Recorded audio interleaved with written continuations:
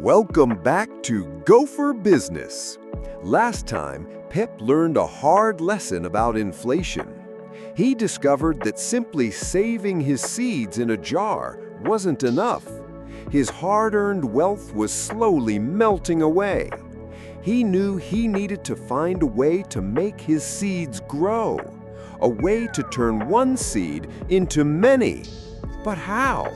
He wasn't a farmer. He couldn't just plant seeds and expect a money tree to sprout, or could he?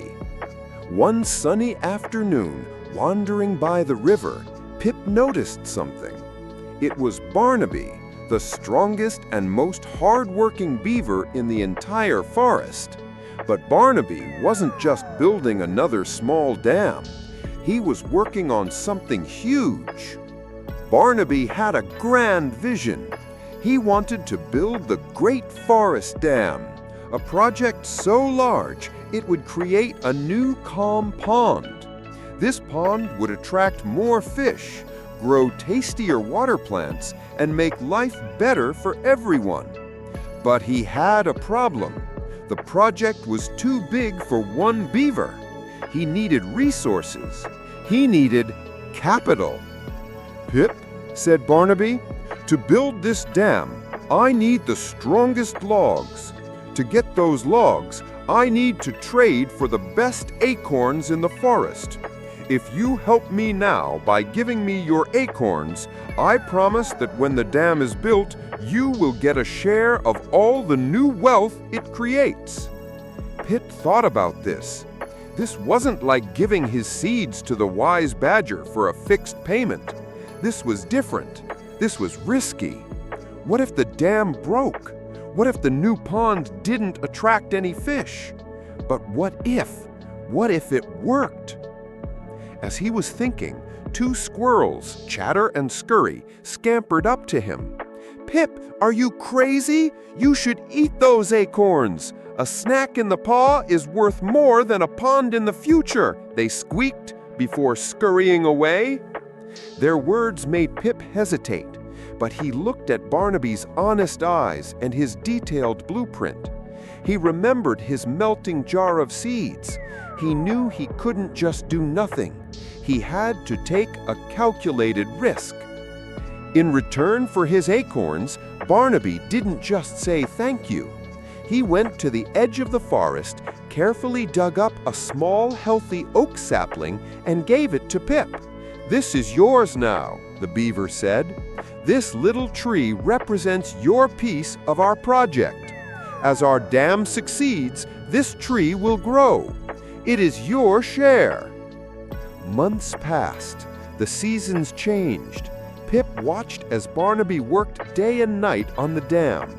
He also took care of his little oak tree, watering it and protecting it from harsh weather. His friends, the squirrels, continued to laugh.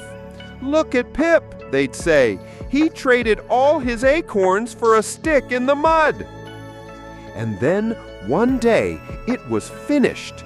The Great Forest Dam was complete. It was magnificent. A beautiful, calm pond formed behind it, sparkling in the sun. Soon, just as Barnaby had predicted, the new pond changed everything. New types of delicious water plants began to grow. Schools of tasty fish made it their home. The entire forest benefited from Barnaby's hard work, and because Pip had invested in the project, he benefited too. The wise badger, seeing this, came to Pip. "What you have just received, Pip, is called a dividend. It's your share of the profits from a successful business. Because you owned a piece of the project, you get a piece of its earnings." But that wasn't the end of the story. The success of the dam made everyone respect Barnaby's work. His company was now seen as very valuable. And because Pip's oak tree was his proof of ownership, the tree itself became valuable too. One day, a new squirrel came to Pip. "I'll give you 500 seeds for your tree," he offered. Pip was amazed. He had invested only a handful of acorns, and now his share was worth a mountain of seeds. The wise badger explained again, "That, Pip, is the other way you earn from a stock. The value of your share has gone up. You owned a piece of something small that became something big." And so Pip finally understood. Investing wasn't just planting a magic money tree. It was about finding a hard-working beaver with a great plan and becoming an owner of his dream. It was about being an owner, not just a saver. By owning a stock, he didn't just get a one-time payment. He owned a living, growing piece of the forest economy.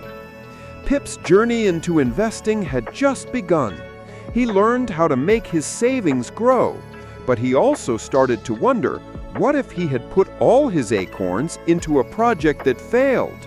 What if a storm had knocked over his single precious tree? How can you protect your investments from risk? That's a lesson for the next time. Subscribe to Go for Business to learn about the most important rule in investing: diversification.